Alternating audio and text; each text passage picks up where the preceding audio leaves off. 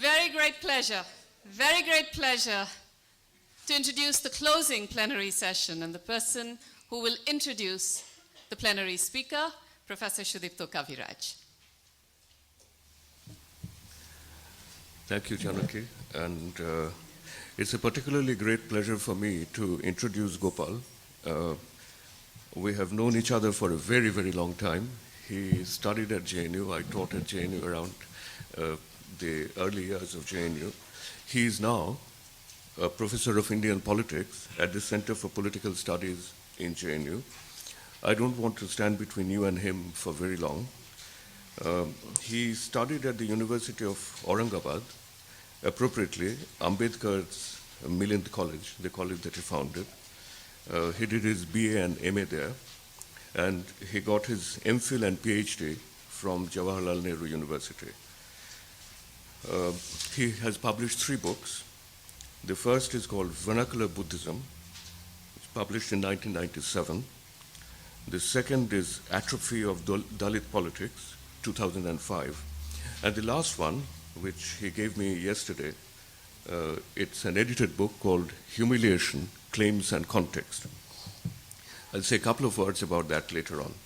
This was published just recently by the Oxford University Press in Delhi in 2009.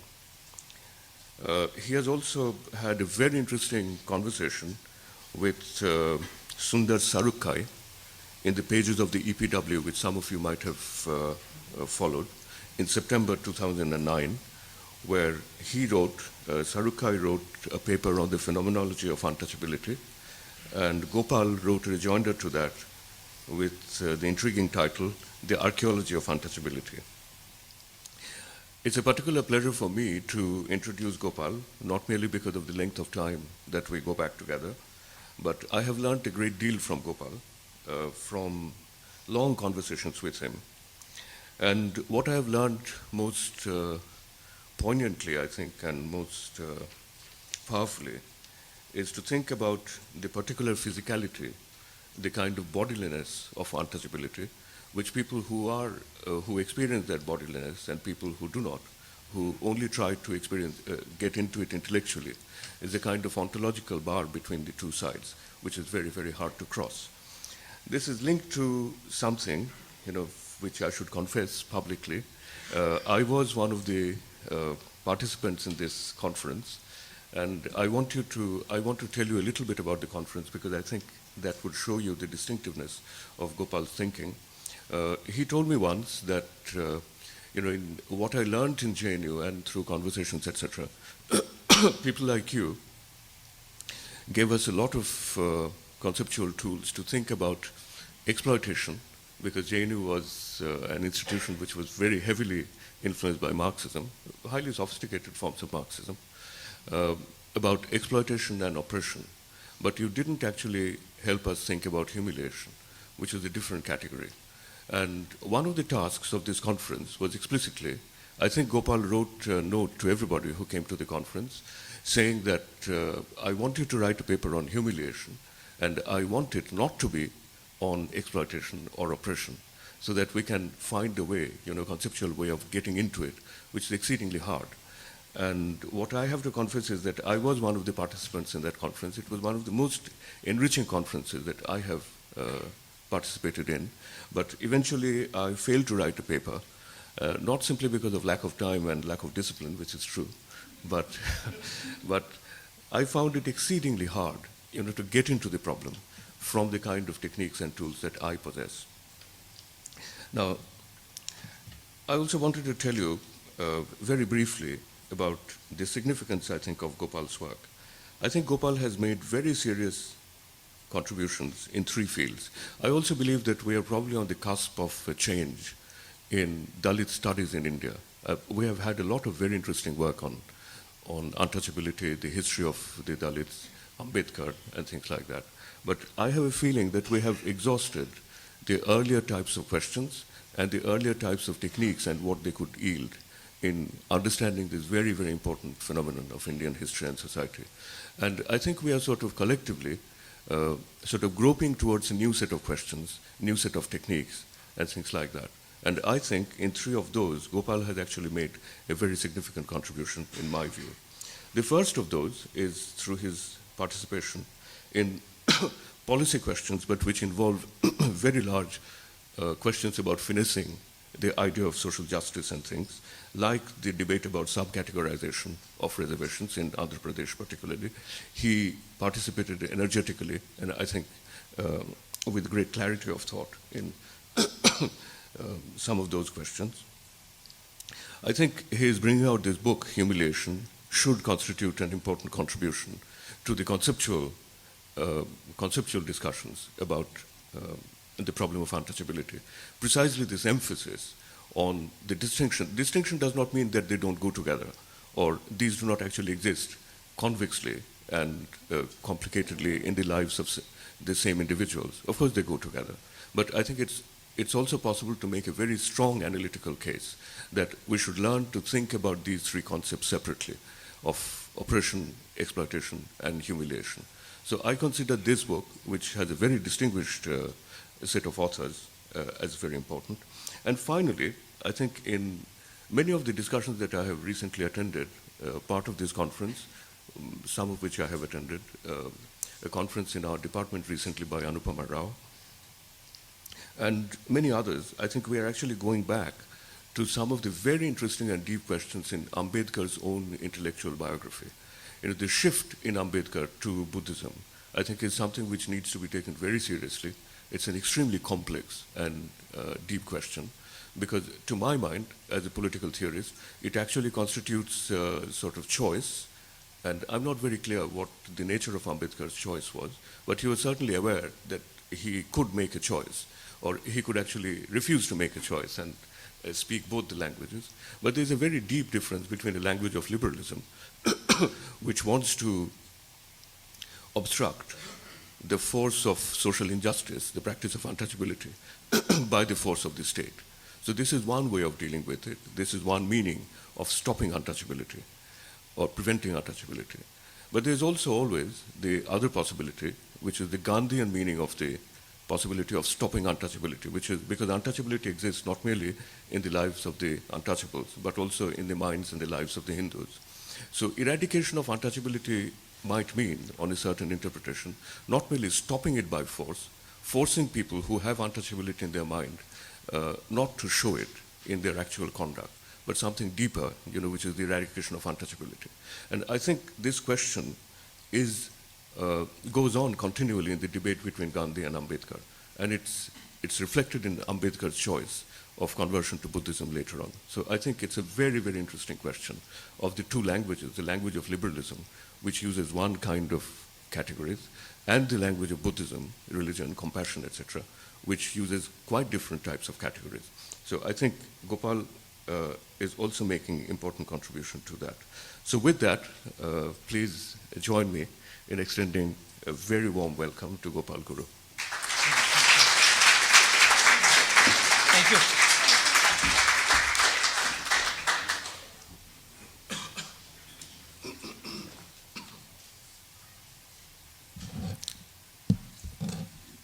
Dear friends, both female and male, I should thank Sudipto for giving this very rare privilege to me by way of introducing me to this very, very important and enlightened gathering in this hall. I now realize that why Sudipto didn't write for this volume. I kept on writing to him that he should tell me what's... I pursued, and I think I spent more time in pursuing him than anybody else. I haven't. But anyway, it's a great pleasure to also pursue things with Sudipto, because when you get something when we pursue. So I was not losing it, Sudipto. I gained something. Each time you tell me that why you are not writing. And that reasoning itself formed, sort of a very good. So I think it's a gain, and maybe sometime later, if I'm writing a rejoinder to this whole volume later, I will write that personal conversation with you, with your permission. So I thank you very much for your kind words for me. The decency demands that I should also thank the organizers for inviting me to share my views with you and for having given me an opportunity to really listen to several speakers since yesterday. I think it was a very, very rewarding and rich experience that I have had since yesterday. So I'm really thankful to the organizing committee particularly. I don't want to name them and embarrass them, but I really thank them for this opportunity. I should also take this opportunity to thank this Taraknath Das Foundation for inviting me as the first professor of this chair. And I'm going to be around for 2 weeks and likely to bore you, and this is a warning. So please bear with me. I'll be making noise here and there, but thank you for that very, very rare opportunity that you have provided with me. I had come here and Gauri had invited me in 2003, I think, and then I had an exciting time with the participants and the scholars. So I spoke something on theoretical Brahmins and empirical Shudras. So that was the start. I started this phrase from Columbia actually. So I developed over a period of time and then it was published in EPW later. I don't want to spend more time on my own personal details. Let me get back to what I'm trying to say today. The title, I have titled my presentation like, is there an idea of ideal in Ambedkar? Now, some of you might really question as to why I'm starting with a question. Is there an idea of ideal in Ambedkar? And as Aloysius has already given some clue in the morning that the question of ought, is an ideal in Ambedkar. I think that's a very interesting starting point.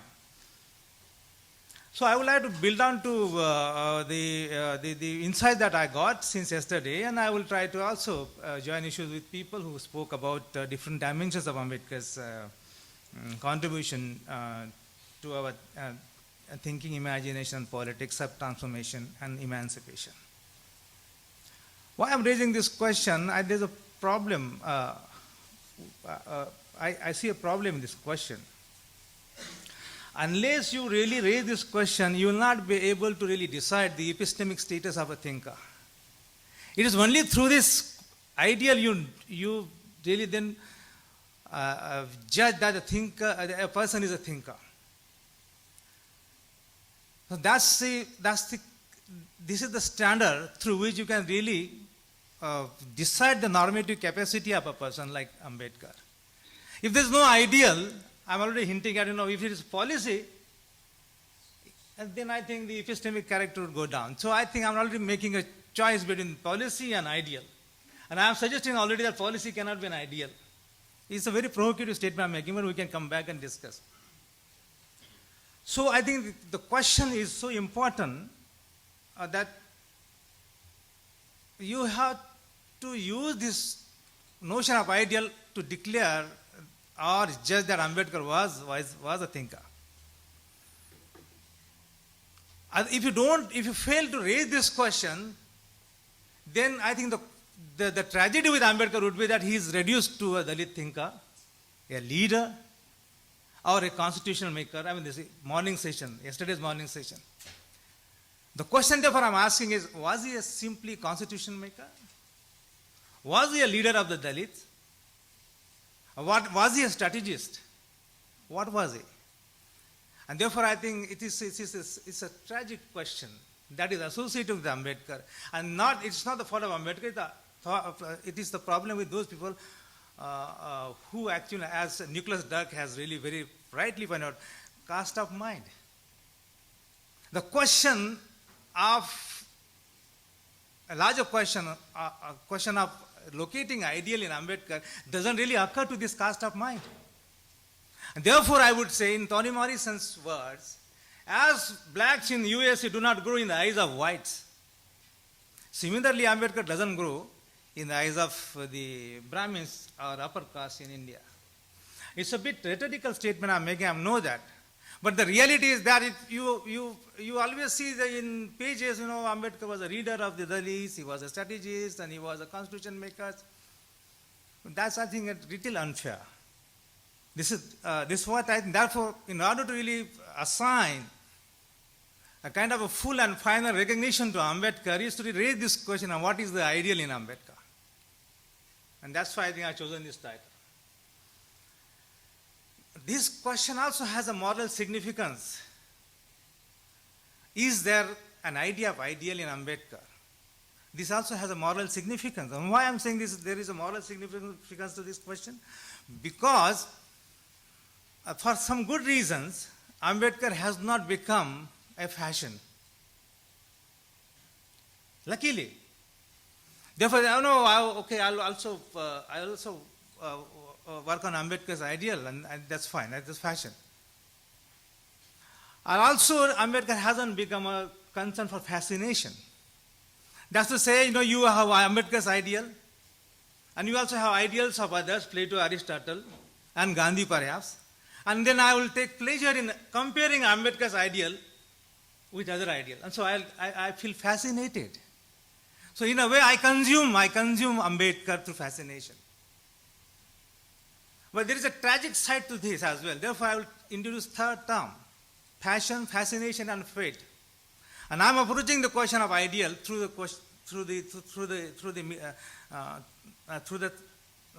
fate. Now, why I'm saying that it is a fate? Because there is a ruthless denial of this ideal in Ambedkar. And ironically from the Gandhian, and I will name them, and I think we have to name. If he's in one of these conversations, warned me that one has to engage not only in transparent conversation, but also honest conversation. And that is what he has been teaching us right from 77. I hope he doesn't disown me as a student.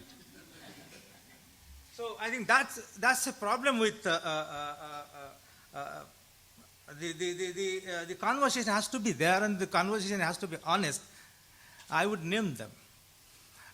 Ironically, these are Gandhians who are very ruthless in really denying this idea of ideal in Ambedkar. Secondly, there's also a denial, and very skillful denial, of ideal in Ambedkar. And this denial is very skillful in the sense that they don't deny that there is no ideal in Ambedkar. But it plays a secondary role to the superior ideal which is sitting in the West. And there are some scholars here in this hall, and I will make a special reference to Christopher Quinn's understanding. We haven't changed, sir. You haven't changed, I haven't changed my own opinion about Ambedkar since 1997. So that is the subordination of ideal of Ambedkar to the Western as a superior. And the third one is about, there is also a denial of ideal in Ambedkar through naive understanding of Ambedkar by Dalits. Now I will have to explain as to how there's a varying degree of denial in all the three positions. Let me therefore find out how these three levels of denial really is doing damage to the ideal which is very much there. This was very noted Gandhian in India. He's no more, but he's still influential. Professor K.J. Shah was the Gandhian professor at Harvard, as Anu must be knowing. And he, in a very painful comparison with Gandhi, said Gandhi, of course, was the ideal of Rama Rajya, because his commitment to the human good was impeccable. And there is a consistency in this commitment to that human good. So the concern is universal. Therefore, here in Gandhi, what happens, universal, the concern for universal human good becomes ideal. And he says, compared to Gandhi, Ambedkar is narrow. Concern about only the Dalits. I quoted, I'm not throwing something dishing out something from my pocket. is there. All references are there. If somebody is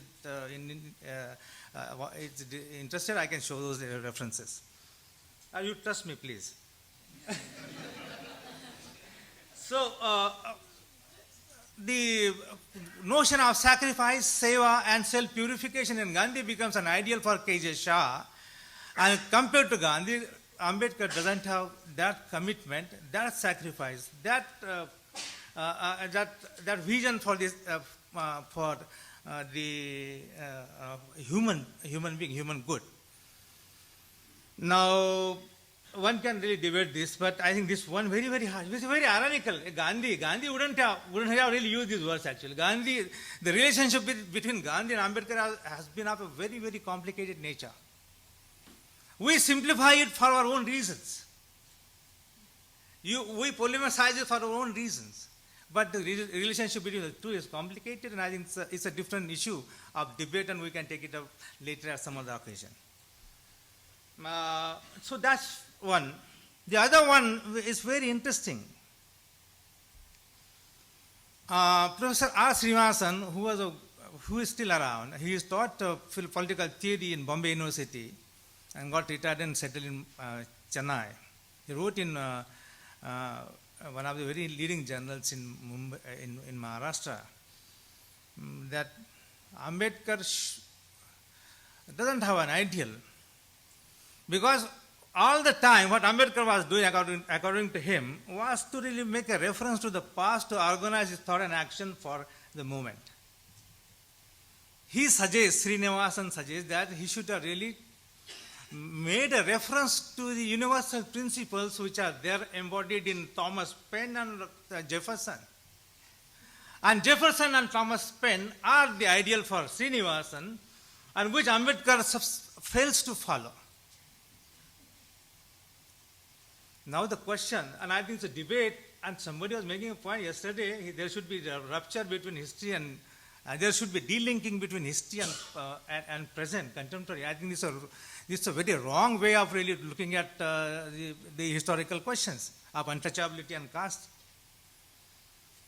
Now, Srinivasan is suggesting that, look here, you have to forget the past. Don't have any reference to atavistic past, because you have ideals already sitting in the West. Why don't you follow it? Ambedkar refuses to follow the advice of Srinivasan anyway, and that's why his ideal emerges through the historical navigation. There's no other route.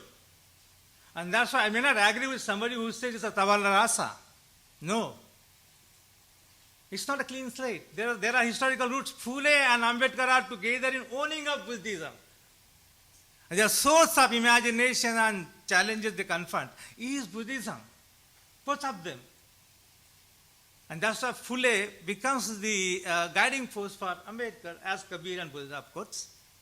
So I think that that's the problem with Srinivasan. But I would like to ask one more question as to why people advise Ambedkar not to go to the past.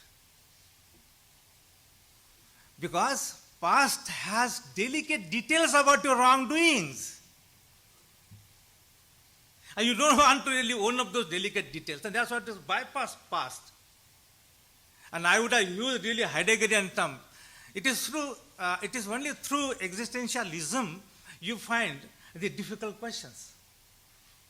And I will also later talk about what is the principle of co-responsibility. But I think that's a politics of really suggesting kind of a universalism to Ambedkar. It's a politics of universalism. You might ask the question to Ambedkar whether there is any universal in Ambedkar. We'll decide. And I'm going to discuss something about it later. If time permits, sir, please stop me whenever you feel like stopping me, because you are still my teacher. So this is one. About the waste, and there are three scholars, as I said, Professor Spin, and I think, sir, you have a very complicated position you developed in your article. And I would discuss with you. Please rectify if I'm really not representing your views faithfully. Please rectify that. But there are two sources I would like to quote here. One is, I don't know how to pronounce pronounce them. Fiske was a Columbia University professor, and an Emmerich, these two, and this 1997 A.K. Narayan's volume. They said the Buddhism that Ambedkar adopted is based on Western philosophy and more particularly American pragmatism. And John Dewey very prominently in his mind, in their mind. Now, I am not denying that Ambedkar had some bearing on Western political thought. But that does not make him acute. That doesn't make his choice of Buddhism acute. The clinching is not in the West. The clinching is in the East. Therefore, I wouldn't say that Ambedkar's discourse on Buddhism was derivative in character. And I might say it was maybe very deeply, authentically Deshi. And Deshi does not mean that RSS Deshi.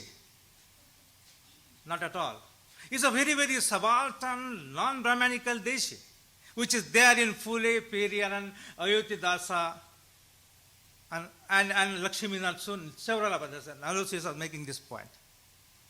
So that is the rich tradition that is coming up, that is available to Ambedkar, and the ideal is emerging through this Deshi tradition. And I'm not denying that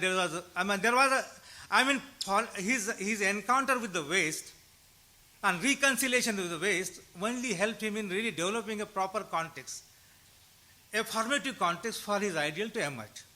So that's the point when we can discuss this, and I'm really running into a difficulty now, I can see that. But we will discuss this later. The last one is about the naivety. It's a very, very, very difficult terrain I'm really treading. Since yesterday we have been having discussion on policy and Shivgami, they are very, very, very, very committed scholars, and she's a scholar, and then she's scholar first and IS officer later, and Sudharani, everybody mentioned about this. The mainstream discourse in India is on policy. Yeah, is it okay? Is it okay? Am I audible sufficiently? Okay. Now, the Dalit politics has a problematic relationship with the Ambedkar's ideal. The Dalit politics, which is primarily based on the politics of social engineering, by definition rules out any possibility of ideal. And I am taking this clue from Professor Sir Karl Popper. I would like to ask questions. Is there any ideal in Karl Popper? And I think these people are following Sir Karl Popper and not Ambedkar. And that's why it's a naive. They don't realize. The Dalits do not realize what are they doing. And that's a tragic part of it. And thanks, Janaki, you've given me the chance to speak this openly here. So that's a tragedy of the Dalit politics, and we can develop this argument later. And it's a difficult argument. You might say Ambedkar himself was a policy-driven personality. Yes, fair enough. We can discuss that later. Now, everything is later. I don't know when will say. Now, yesterday's 2 points, Gyan make a very, very interesting case for difference. And I think I will have to still think about it very carefully, Gyan. Very closely I'll think about it. But I think, was Ambedkar producing ideal through difference? I'm paraphrasing you. You may not agree with this, but that's what I got from your presentation. Therefore, you cherish the difference as an ideal. And we can also think about it. I will have to elaborate on this later. Now, based on these 5 to 6, and there's one interesting, I can't really resist mentioning this. There was a very, very vibrant, committed kavi, shair, or a poet, or balladeer, I don't know, Vaman Kardak. Vaman Kardak has a very strong imagination and imagery about Ambedkar's ideal. He says Ambedkar's ideal is like an ocean. And I will link it up with Vaman Dada later. It's an ocean where all the rivers of Jainism, rivers of saint tradition, Warkari, all those rivers, they are in a great hurry to really merge into the flow very, very fast to merge into this ocean. What a strong imagination. But that's another ideal that we have. Now, based on all these 5 to 6 positions, I have 5 questions. And I don't know whether I will have time to go through each of them at length. One is, what is the ideal I'm talking about in Ambedkar?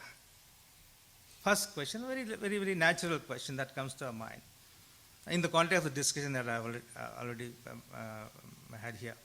How does it develop into a project of ideal?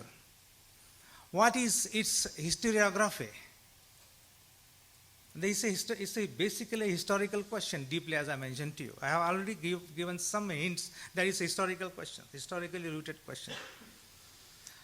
What are the internal and external normative resources or properties that constitute this ideal? That's to say, whether it is completely derivative or deshi. That's the point. Fourth point, is it political? That mediates Dalit question, particularly Dalit question and more generally questions of poor through political concepts like equality, liberty, and justice. I think the point that Sudipta was making was the language of liberalism and language of Buddhism. Can you really reach and redeem ideal of Ambedkar through the language of liberalism, through the concept of liberty, equality, and justice? I'm already suggesting that these are not sufficient conceptual framework for redeeming the ideal of Ambedkar, which really looms larger than these limiting concepts. And that then it enters in the realm of values. And therefore, I'll then make 2 points there. One is value of karuna, that is love, and maitri, that is friendship. If you want, comradeship. But maitri is fine. Maitri is fine. So, I think I will not be having enough time to discuss this a bit complicated area of discussion, but I can discuss this not later, but whenever it is there. And the last point is, is Buddhism based on karuna and maitri a universal principle, or is it only meant for the Dalits? We have a common understanding that Ambedkar's Buddhism only for the Dalits. I'm going to argue, no, it is not. It is least concerned with the Dalits. Not at all. It's more concerned with, as Gajendran would say in his definition of Dalit. We had a long debate. It's basically for the ideal untouchable. And in that particular debate with Sundar Sarukai, we are raising this point. Who is this ideal untouchable? Is to liberate this ideal untouchable, the Brahmanical. Ideal and the actual. Actual untouchable is always hoping to be the natural follower of Buddhism. Not natural, but natural. Now, what is the ideal? I think I don't know how much time I have. You have another 15 minutes? Oh, I don't have time. So. Then we can have some discussion. Okay, well, I'll just stop there. I'll just read some important thing. In Ambedkar's writings and speeches, the idea of ideal is permeated like a running thread. However, it is quite centrally defined in his 2 seminal works, The Annihilation of Caste and Buddha and his Dhamma. In Annihilation of Caste, Ambedkar clearly spells out idea of ideal, in particular response to Gandhian critique of his understanding of Hinduism. It is all the time Gandhi. You know, in Jatpat Todak Mantra, Ambedkar was invited, and then later on the organizer found that this is explosive material is going to present. So the invitation cancelled. And then Gandhi wrote, "Oh my God, what do you know about Hinduism?" He asked Ambedkar, "What do you know about Hinduism?" "You don't know about Hinduism." But then he says, then Ambedkar gets back in debate with Gandhi. I think Gandhi was a solitary interlocutor of Ambedkar of anybody. So that's it. In his response to Gandhi, Ambedkar lays down several definitional criteria for his ideal. According to him, ideal is ideal because it is universally applicable. First criteria. Ideal is ideal because it is universally applicable, therefore it is for everybody, including Dalits. He further states that the ideal for the few cannot be the ideal. Few means, in his case, is the top of the twice born. That's a term I have devised. And Aloysius doesn't like this term. He wants a straightforward message. He further, he is making his point in the context of Hinduism being ideal only for a few who, according to him, construct Hinduism in such a way so as to extract acquiescence of many through mechanical affirmation of Hinduism. And therefore, anything which is imitated, followed blindly, cannot be an ideal. Hinduism is full of that. Therefore, Ambedkar's ideal has to be reached and thought about seriously through critical thinking, and therefore critical thinking is a precondition for really thinking about the ideal, not the affirmative, not the mechanical affirmation of the texts that are there in plenty in Hinduism. Second, Ambedkar argues that ideal that is sustained at the cost of humiliation of many cannot be the ideal. And therefore for Ambedkar's ideal, what is the core principle of ideal in Ambedkar? The normative core principle of ideal in Ambedkar is Manuski. And Manuski is his own word. Phule and Ambedkar's Manuski is dignity. You can define it differently. So Manuski becomes the core principle of his ideal. And Hinduism is full of humiliation, and therefore it cannot be an ideal, because there is no respect for human being. For him, the social system which contains caste hierarchy cannot be morally defended and hence cannot be the ideal. He, in reply to Gandhi, on another occasion says, it may be wrong and uncharitable to judge an ideal by its worst specimen. And caste and varna system are two worst specimens for Ambedkar. Third, along with dignity, karuna and maitri, these are two essential constitutive ethical components of ideal in Ambedkar. Buddhism for Ambedkar thus becomes a philosophical framework within which ideal could be imagined and realized through Panchashila and Arya Ashtangik Marg. The ethical order based on Maitri and love is the ultimate stage where it is possible to realize a perfect ideal in Ambedkar. Finally, according to Ambedkar, ideal is ideal because it is realizable. Otherwise, if the ideal, normally in Plato and others, ideal is not realizable. That's why, it's something which exists beyond time and space, so you can't just reach there. But in Ambedkar, it's reliable. You might compare him with Hobbes, I don't know, Sudipto, but in Hobbes, it's all realizable. Moral minimum that Hobbes is suggesting. But I think it's realizable in a different sense, not in Hobbesian sense.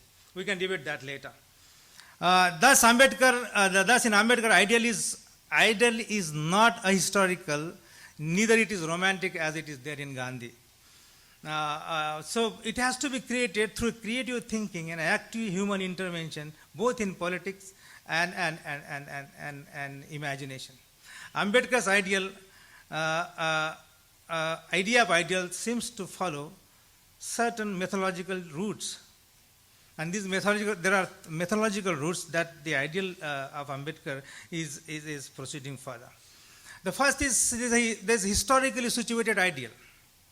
That's to say, it doesn't really entertain those ideals which do not exist within time and space limits. And his debate, his commentary on Jnaneshwara, the 13th century saint, Varkari saint. When Jnaneshwara's story, I don't know whether you know, but Jnaneshwara was a Brahmin person along with three brothers, his siblings. He was outcast by his own caste people. And then he's reabsorbed. And his argument is that, I can be absorbed because I'm a Brahma. And the core of my being is wisdom, so I am a Brahma, I can be reabsorbed.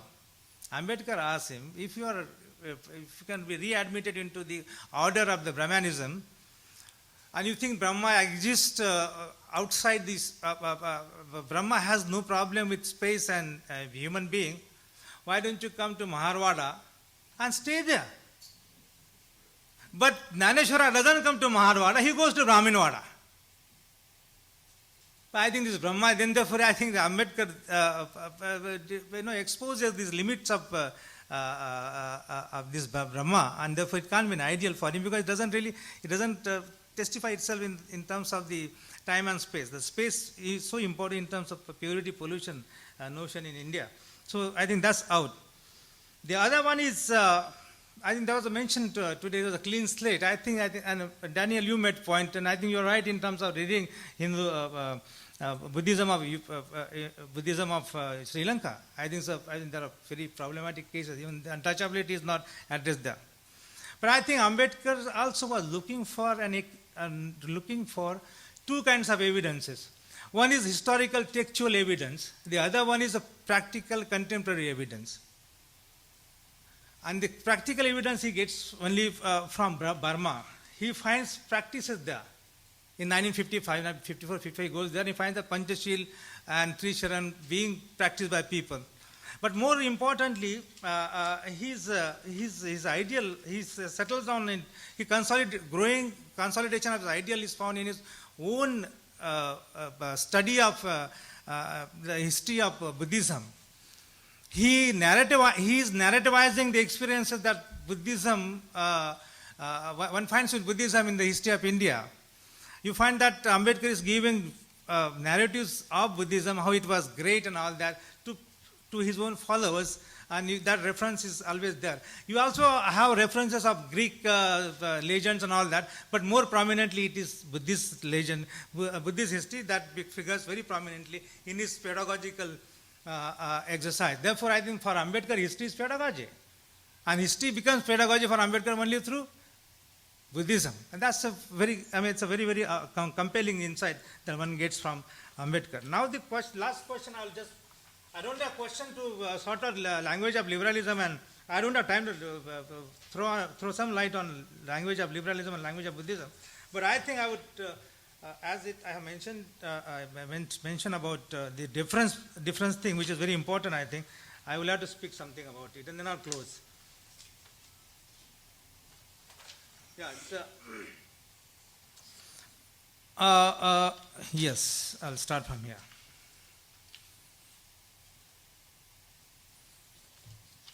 Sorry, just a bit of...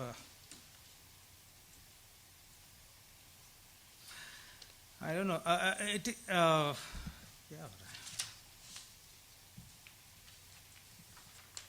So if I'm under pressure, I think you will give me some time, 5 minutes more. However, it would be hasty to conclude that the Burmese context was singularly responsible in shaping Ambedkar's choice on Buddhism. Alongside the time-space dimension, it is also necessary to keep in mind that his ideal is also sensitive to its immediate socio-historical context. In fact, taking a cue from Sudipto Kaviraj's perceptive observation, and you can correct me if I'm wrong, it could be possible to argue that it is not the ideal that chooses its context. It is, in fact, the context that chooses its ideal. And I think I have a long 3 pages note on critique of Marxism in India, but I'm skipping that.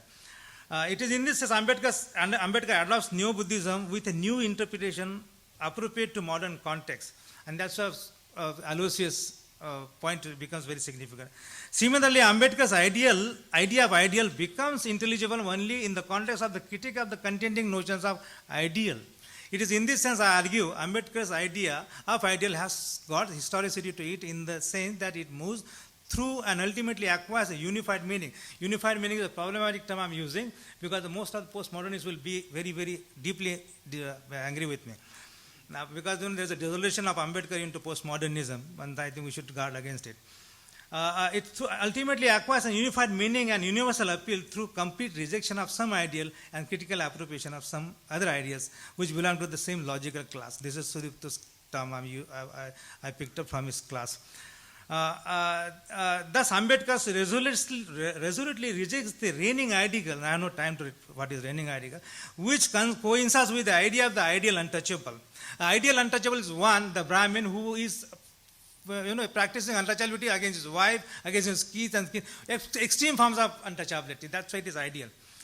Ambedkar rejects this ideal primarily because it draws its sustenance from the actual, the untouchable ideal, who in a pernicious asymmetry of social relationship is reduced to the level of walking carrion. He's a walking carrion. This is, I think, Barrington Moore's term I'm using here.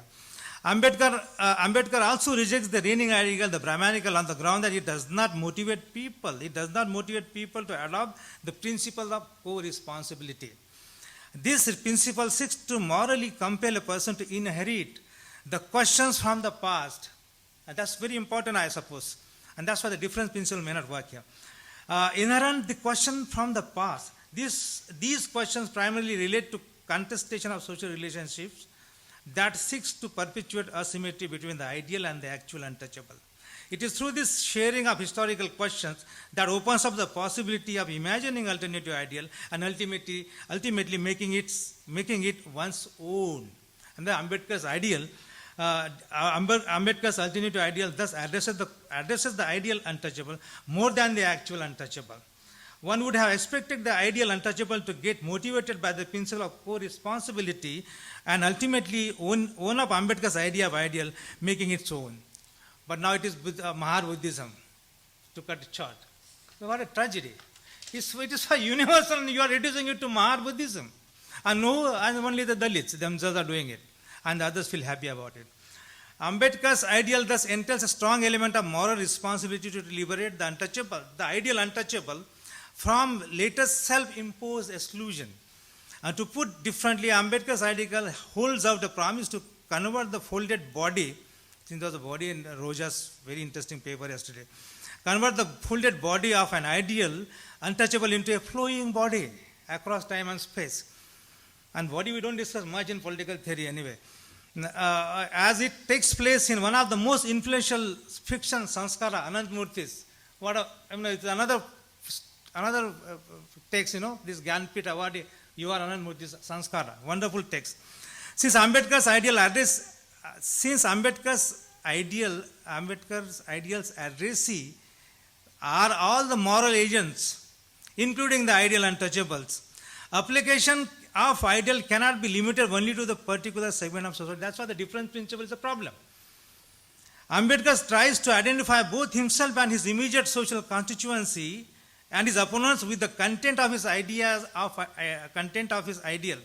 Hence, his idea of ideal has an inclusive character. This inclusive proposition proceeds through the political to the ethical, and I'm just slightly hinting at this liberalism, language of liberalism and Buddhism. It seeks to transform the rough, and the ideal is also, the ideal untouchable of the rough, the particular, the adamant, the non-negotiable other into universally reconcilable together. The together is a term I'm using, it's a funny term I'm using, you have to approve of it, I'm seeking approval here. Not by using meta-ethical or theoretical principle, theological principle, but through the ethical, which in Ambedkar relates to mutual touch and face-to-face. And I'm using face of Buddha as the ideal. Thomas, yesterday, I got, I'll just do that. Thomas Anson and I had an interesting time yesterday in the evening. I wasn't in spirit.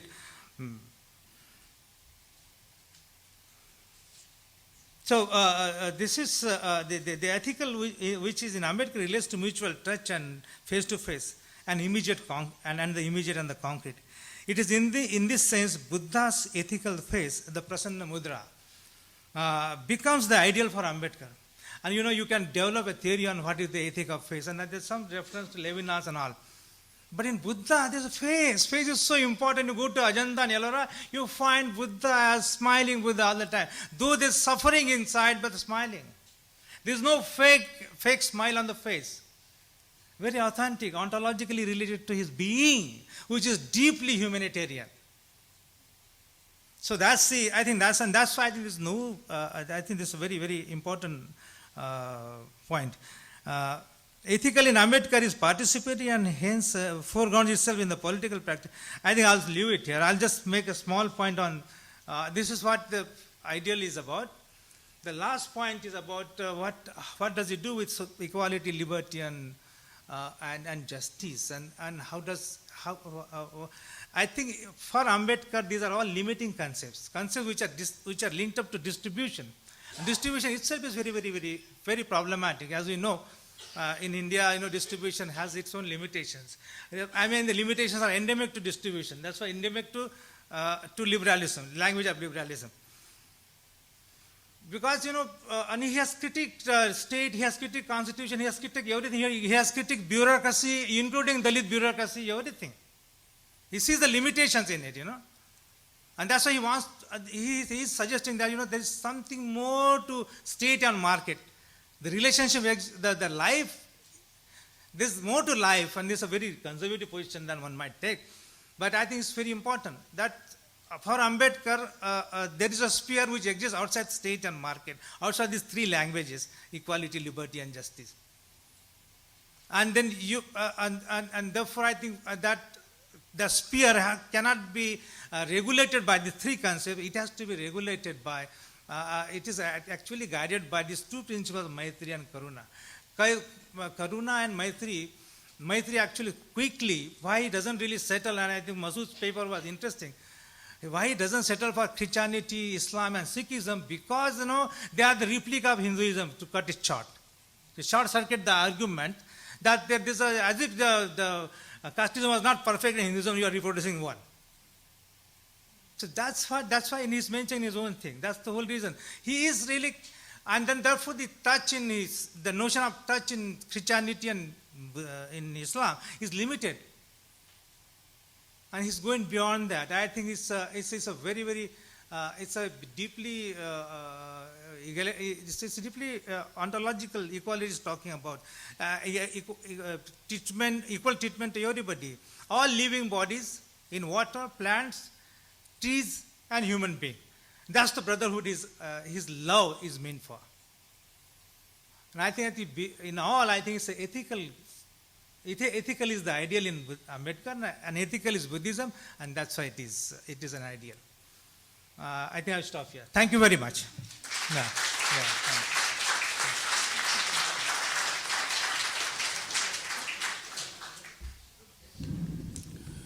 Thanks, Gopal. This actually gives us a lot of time for questions. So, Gopal, you would take some questions now? Yeah. I'll leave it to you to take the questions, but why don't you start? No, yeah. Thank you, Gopalji, for an enlightening speech. I just wanted to point out the last point, equality. Ambedkar's discourse on women's equality started with, in his writings it is reflected everywhere, but particularly regarding Buddhism, the rise and fall of the Hindu women. In Mahabodhi article 51, he wrote that as an counter to the women's journal, there is that, Buddhism was responsible for downfall of Hindu women. So then he goes clause by clause, citing the examples of Manusmriti, how it degraded women's status in the society, and goes on constructing Buddhism for the women's equality, how it created a platform.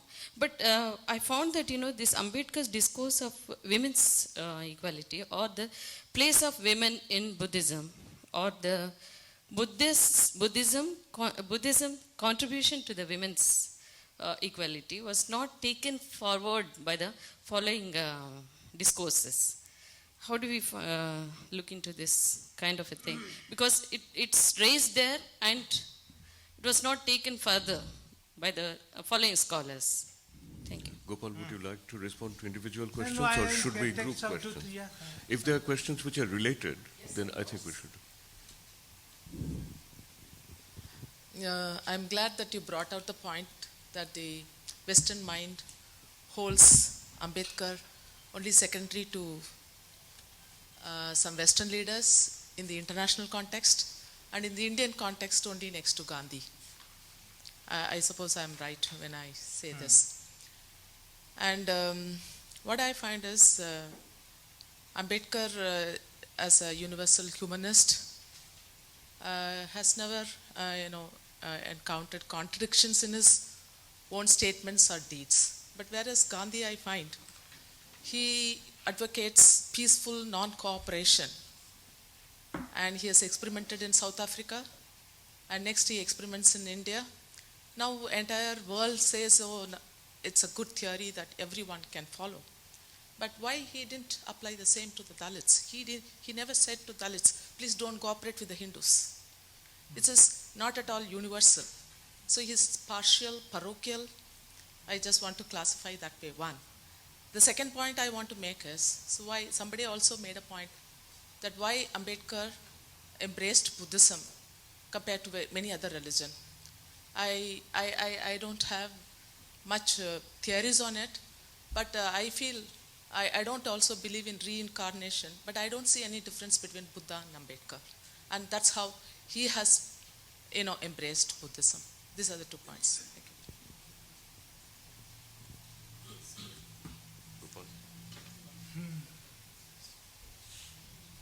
Okay, I'll take the questions. My name is Pinkas Javits, and my subject is sustainable development, and my question is about a fast forward to today and tomorrow. India has a potential of becoming world power number 1, Asia power number 1. It has difficulty in surpassing China because exactly what we heard here today. The question is about technology becoming a new religion for India.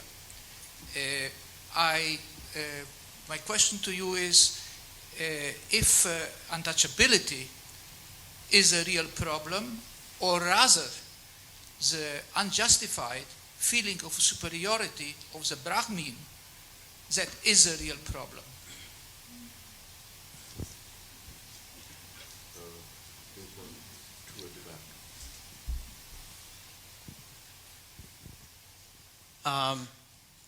I'm not an academician, I'm an actor. Whatever works, it works for me. I listened to the whole conference. My question is, this I never thought about it. Indians do not seem to accept to take the issue of untouchability to the international arena. Whereas apartheid, because yesterday one speaker said, no, we can't take it to sanctioned regime, which is international. But whereas if you listen to Desmond Tutu, he says it is apartheid. It seems like they are more interested in making it international. Is it because, I don't know why, untouchability issue has not been, is it because we are lacking cases like some of those radical Sekhi and some of those incidents that shocks the conscience of the human beings? I'm wondering why. I'm not here to advocate, but I just a thought in my head. Maybe you can clear it.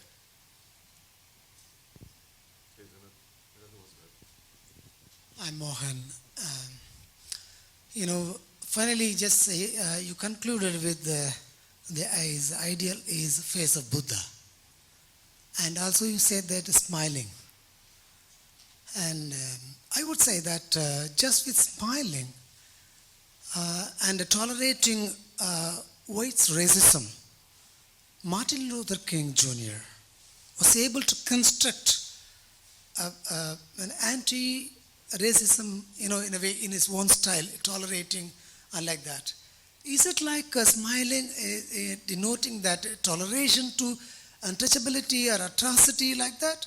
And just with that ideal, he just focused the entire, movement, and I don't think that the implication, whatever the impact we have, still it's living in India. As a big threat to Brahmanism or Shudraism, anything like that, casteism. Is it? I don't think just with smiling, the concept he made, the ideal. It includes, it's a big threat to Hinduism. It's a big threat. It's not just, maybe it's not materialistic, but it's more than materialistic. Thank you. Gopal, would you take I these think, questions? I think you are suggesting more. Instead of going for smiling Buddha, you must go for angry Buddha. So okay, we'll do that. I'm with you. When my debate with Lok Mitra and others, some debate took place sometimes. So we will go for angry Buddha. I'm with you. But there's a purpose. When smiling Buddha, as it goes, it really foreground. It presupposes certain ethical everyday processes. Can you hear you? Yeah. So it's a. One thing I can tell you, when the Parliament, Indian Parliament, enacted the law, untouchability is prohibited. All the Congress people, parliamentary, clapped and distributed sweets. But our leader came out and cried like anything, in anger. That's why I say that, was it just like simply like smiling Buddha?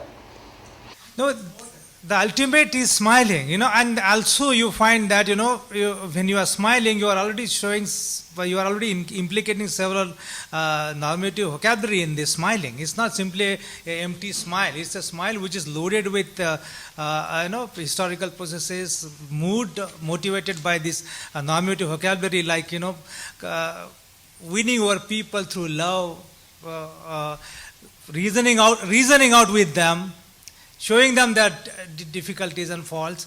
You just cannot use this. You cannot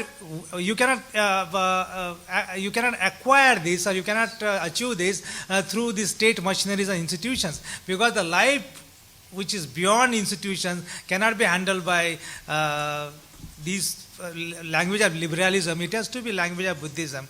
That's the ultimate. But the problematic area is that what does Ambedkar suggest? What is the notion of politics and what is the notion of state in him? We'll have to discuss that. He's already disappointed with the existing structures that doesn't promise anything. And so, but he's already working on that. But and RPA and other things are there, but not that they are not the sufficient condition for achieving this. So I think that's. Let us see that smiling is the complete final reflection of what Buddha wants to achieve actually. And the processes really follow this smiling. Smiling is not it's this embedded smiling, so to say. It's not a fake or empty smile as we find in modernity of today. Janaki, should we stop now? Or? So now I had to I don't have to do any closing remarks other than invite people to No, in that case. Can I just say something? Okay, in that case, what? So I had to answer these 2-3 points. Actually, there was one point which I want you to address particularly. Oh, this one, the other one, the superiority of the Brahmins. And and also about the women. Yeah, those women is in. I mean, see, in Ambedkar's Buddhism, you find that the references to women becoming very, very significant addressee of Buddhism in Ambedkar. But I think what Ambedkar also is pointing out is the debate between Buddha and Ananda. Actually, there's a very difficult debate that took place between Ananda and Buddha. Buddha wasn't in favor of really accepting women into the Sangha. Because 550 years, if you admit women into Sangha, the fate of Buddhism will be only 500 years. If you don't admit, it will be 5,000 years. That's it. But Ananda reasoned out with Buddha. Actually, it's nothing. You are a religion of equality, and how can we keep women out? Because it's a very problematic thing. So then Buddha accepts that.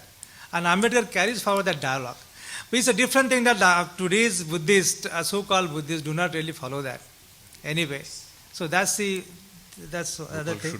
Should we take a few more questions? And then one final point is this technology. I think you said very interesting observation. Superior Brahmins and untouchability are two different things. Untouchability is a matter of technology, and therefore it's not. But I think actually in India is a election. They say it's a very amazing, incredible country actually, which really mixes technology with Brahmanism. For example, you go to a Xerox shop, the photocopying, and it is owned by the Brahmin in Sadashiv, Pune. I think Janaki will really confirm this.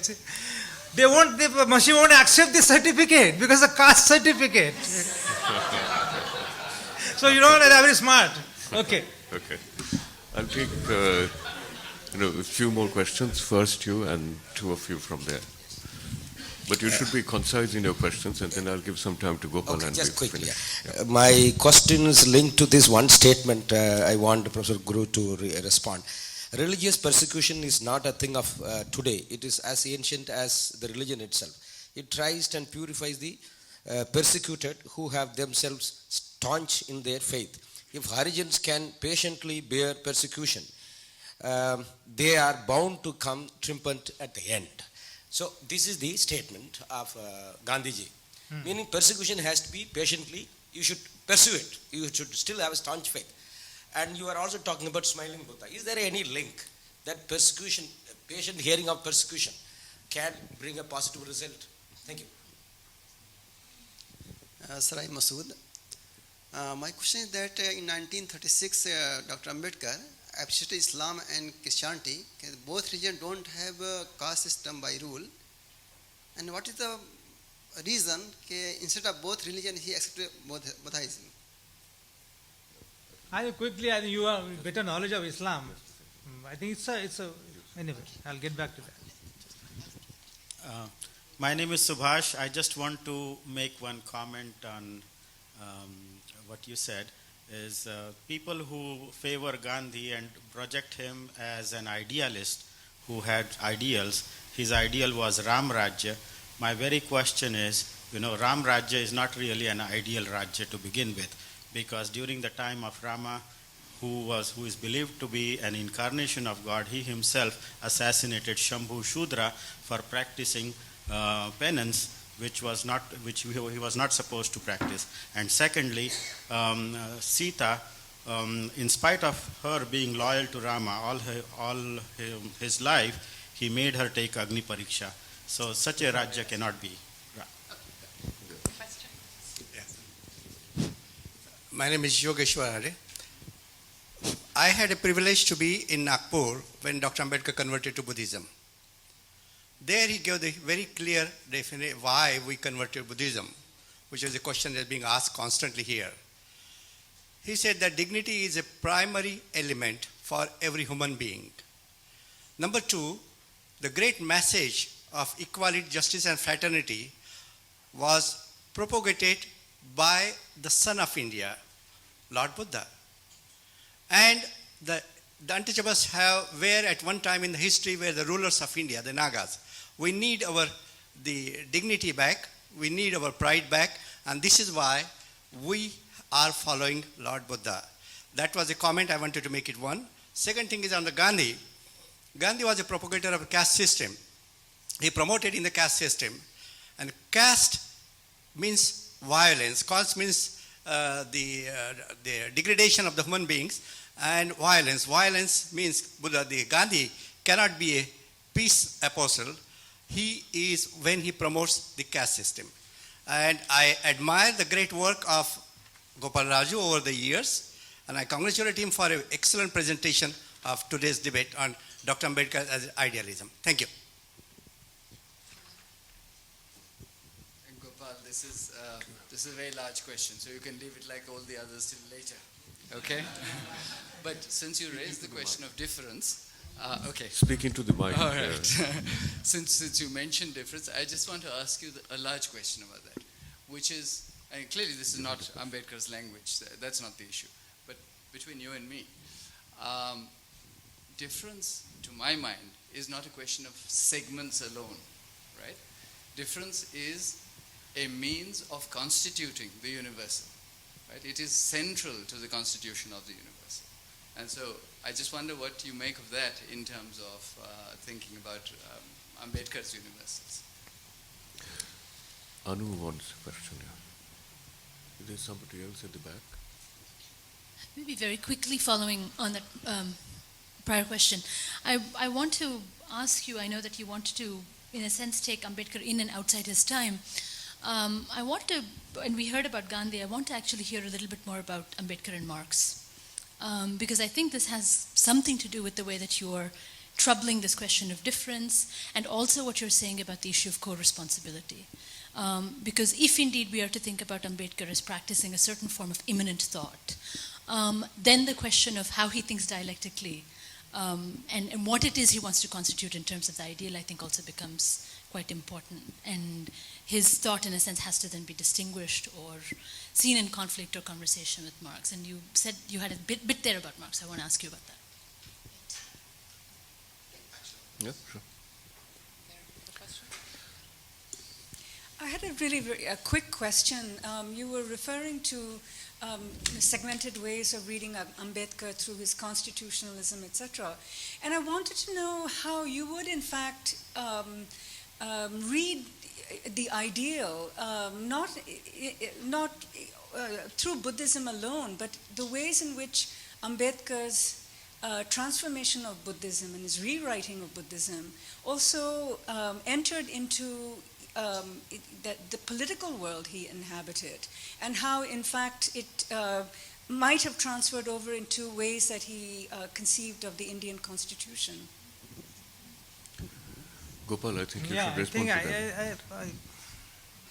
I think I should say that, the choice of Buddhism for Ambedkar is not a one-time choice. It is emerging through a very painful process of relativization of options that are available, including constitutions. That is to say that I would not say, and Ambedkar would not say that. Actually, a lot of Dalits say, what is constitution? Constitution is the expression of Buddhism. That's what they say. And they are not wrong in saying so, because all these principles are there, the dignity and all that is there. So I think the reflection in constitution, we have to accept that. But I'm saying what is not in constitution, and which is there in Buddhism of Ambedkar, is something which is a normative question. Like, for example, there is no law which says right against untouchability is there. Is there a right to touch? I have a right to touch. That right is not there. Show me. So I think that question is found only in the ethical, not in the constitutional and political. And that's why I think he's already moving beyond this limited versions of, redeeming up ideal. So that's, I think, but you are right that it is already reflected simultaneously, side by side, in the Constitution, but it's moving ahead. Just as, in Phule and Ambedkar, it's an interesting debate, actually. And I didn't touch upon it, and I defer all the important questions anyway, because I'm looking at Janaki and the chairperson.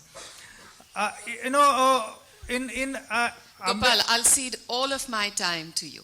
Happily. Thank you, sir. Thank you so much. Very generous of you. There is he's integrating what the critical impulses from all these traditions, but he's also going beyond those traditions, actually. Like, he may not agree with what Phule has said about the nirmik, the notion of nirmika and Phule. Ambedkar may not agree with that, no, because no way of agreeing. But he is not discounting on Phule.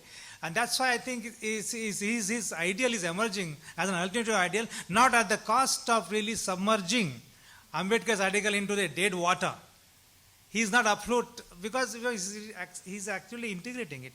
So I think that's his ideal is worked out through the historical impulses. And it also, there's a very strong reference to Saint tradition. He's linked up to Tukaram, and Tukaram is a Buddhist anyway. The More, that our friend Sadanand More has worked out this combination. So there are several. That's why it's not the West.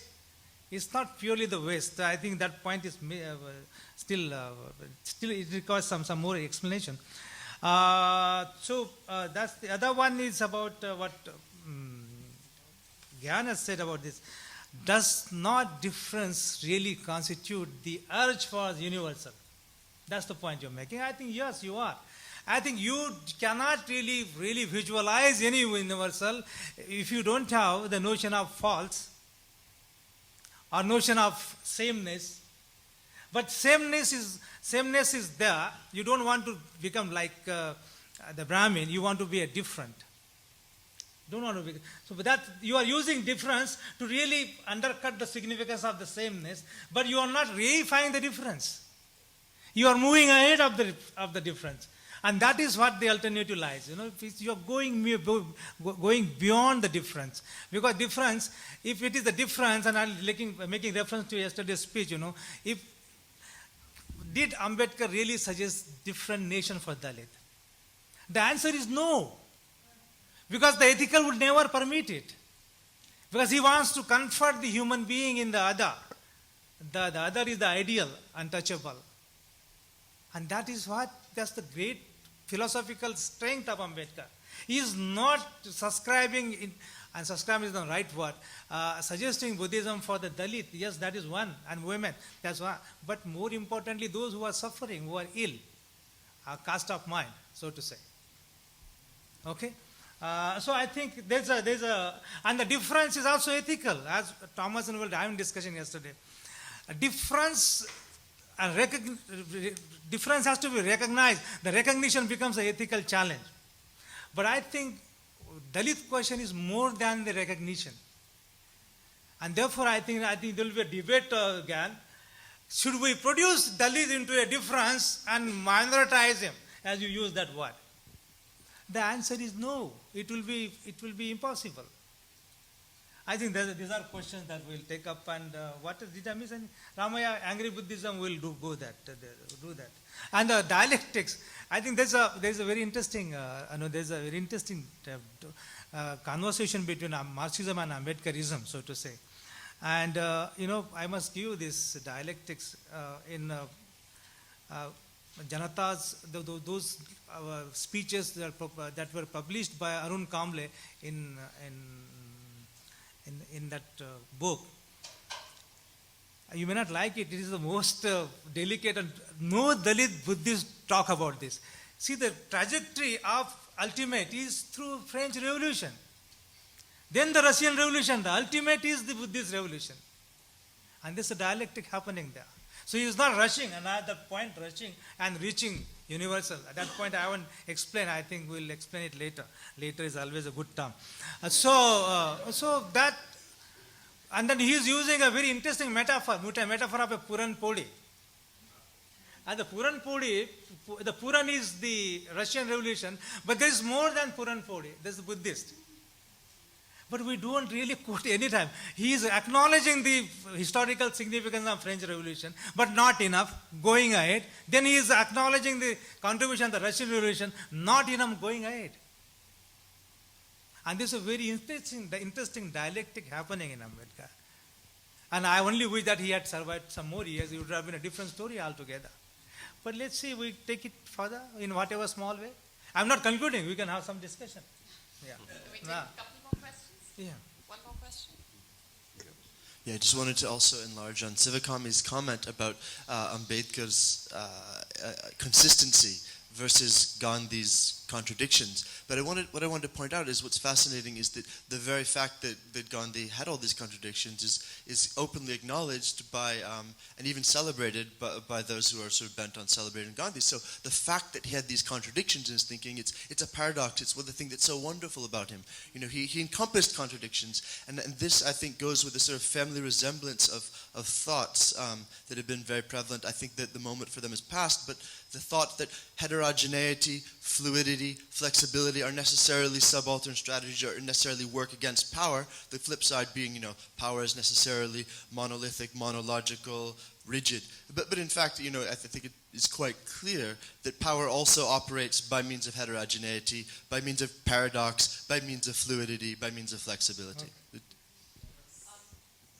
One last question. Yeah. Thomas? Okay. I would have felt very sad. If I didn't ask a question. Buddha's face. Yeah, it is about the face. Just a continuation of what we talked about yesterday. No, but your invocation of the Buddha's face and the smile and that discussion, I mean, that smile can mean many things. Yes. It can also mean, as my neighbor just said, a mocking kind of gesture. Yes, right? It yes. can mean a kind of, it's a sardonic smile Yeah, also. absolutely. But my real question is, today in India, it's not the smile of the Buddha that is important for the Mahas or for the Dalits. It's the face of Ambedkar, right? Yeah. And his demeanor, which is also has had a faint smile, dignified, calm. What do we make of that? You are very skillfully planting tension. So, but anyway, can I respond, sir? Okay. I have a very, very difficult question. I want to really duck this question. Actually, I don't want to answer this question. But anyway, I have to have some, as Gan said, universities are for taking dialogue ahead. So, ruthlessly. And not ruthlessly here because of Buddha's smile. Passionate. I think there is a ultimate, there are, the evolution of faith has to be taken into consideration. And I think you see the mudra of Ambedkar, here actually he's wearing a chivar. And he's in the tonsuring and he's in a Buddha's image actually. This is a merger of the two. And now that's why the ideal. It's not actual. If it is actual, there is no need for discussion. It's an ideal you are really trying to reach, which is possible. Now, therefore, I think the ideal has a very, very important political function to perform. That really keeps motivating you towards your goal. If there is no ideal, it's a dampness and there's no future. So I think, and also it also sustains creativity in you. Why do you think poor really sustain and they don't revolt? Why? That's why there's a logic involved in this, Therefore, I think our ultimate ideal is to have that everybody is happy. Why should somebody anxious, somebody mocking somebody's agony? Why? That's not the order. That's not the decent society. And decent society is not right. That's not the order we are looking for. We are looking for the production of that very, very honest, authentic smile on the face without any qualification and attribution. So you don't have to produce a fake smile while you are shaking hands. Modernity does all that in any way. And also anonymity. Somebody mentioned this point.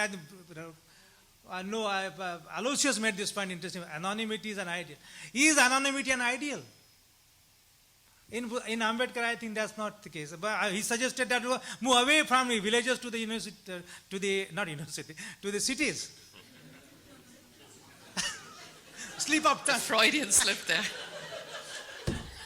One last question, which will segue nicely into the Sri Lankan lunch that we have waiting for you. So, one last question from Val. Okay. Yes, hi.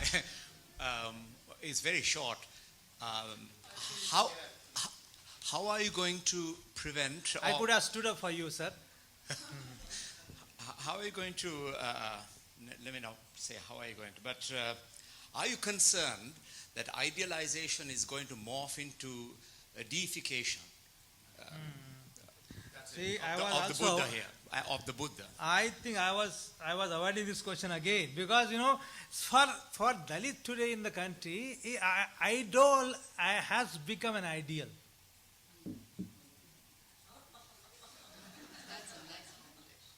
I don't want to say anything more than that, sir. That's it. Yeah, very, very disturbing things. So that's all. Thank you. Okay, thank you, Gopal. Yeah. Well, thank you. Yeah.